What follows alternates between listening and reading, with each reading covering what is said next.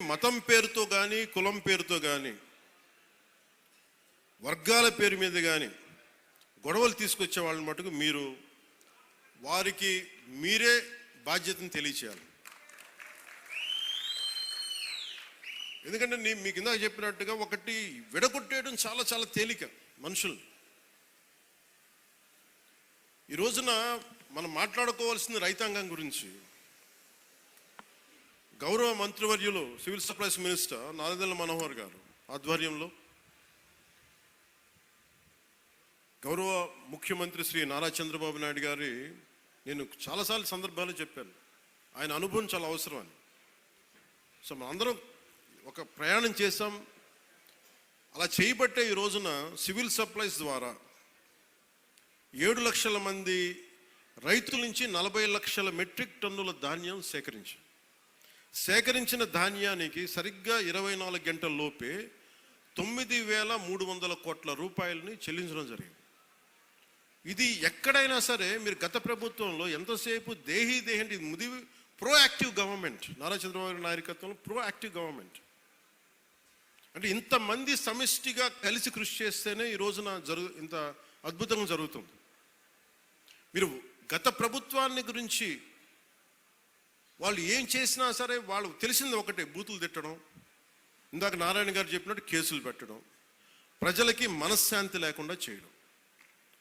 మళ్ళీ అదే పాత పద్ధతి మొదలుపెట్టారు. మళ్ళీ పిఠాపురంలో గతం ఎన్నడూ లేని విధంగా మళ్ళీ మీరు స్టార్ట్ చేశారు.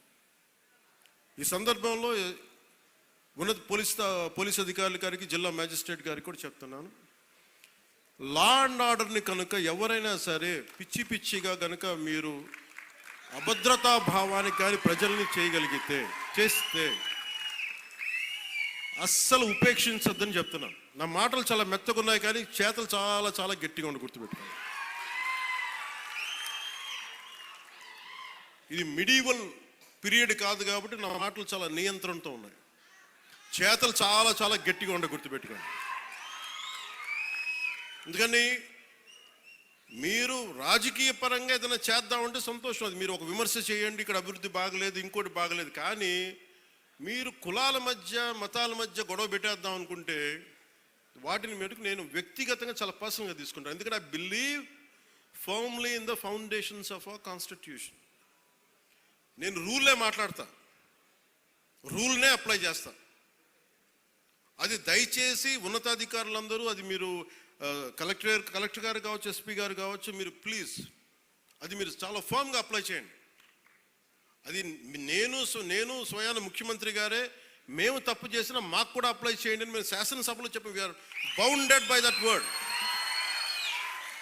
అందుకని ఎవ్వరు కూడా వ్యవస్థకు అతీతులు కాదు, నాతో సహా.